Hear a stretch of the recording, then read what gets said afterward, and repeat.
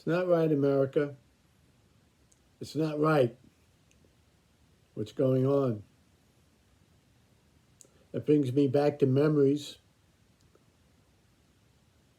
when I went to the State University in 1968 to 1970.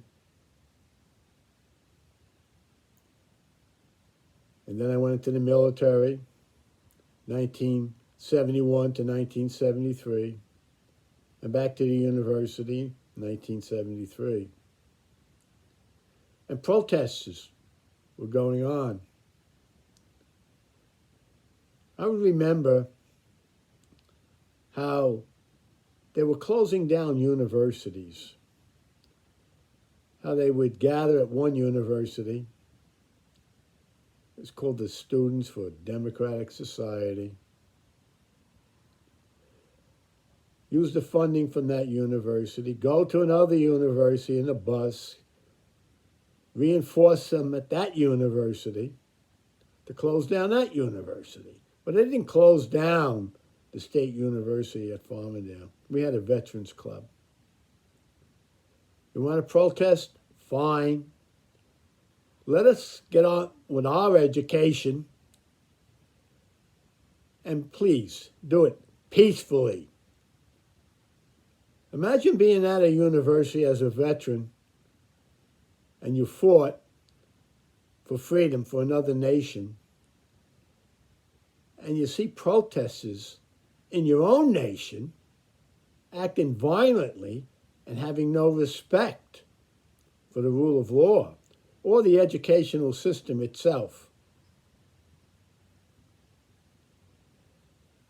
After I got out of the service, I was sitting by a flagpole, and I noticed there was no flag on the flagpole.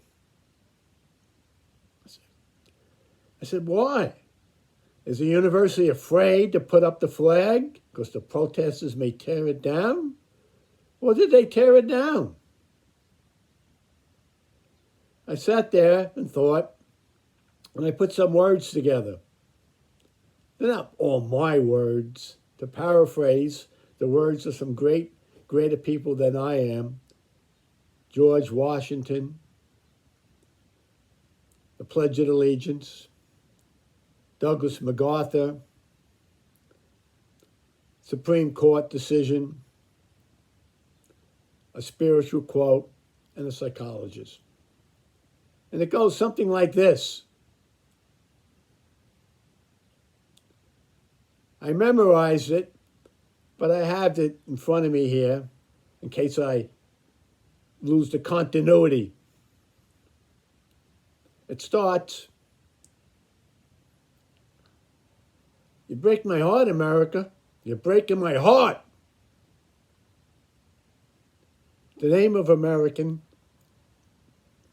which belongs to you, must always exalt your just pride and patriotism, and your union ought to be considered as the main prop of your liberty, and the love of the one ought to endear to you the preservation of the other.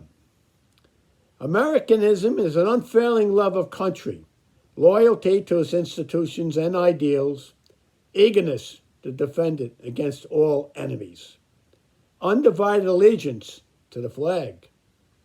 I pledge allegiance to the flag of the United States of America and to the republic for which it stands, one nation, under God, indivisible, with liberty and justice for all.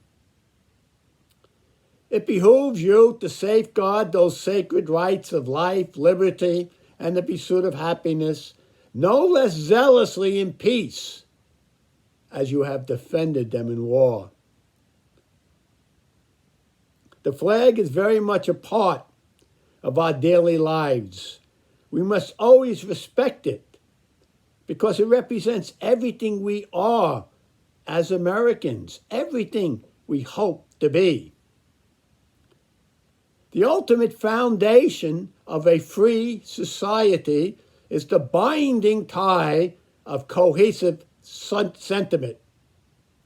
Such a sentiment is fostered by all those agencies of mind and spirit which may serve to gather up the traditions of the people, transmit them from generation to generation, and thereby create the continuity of a common treasured life which constitutes a civilization.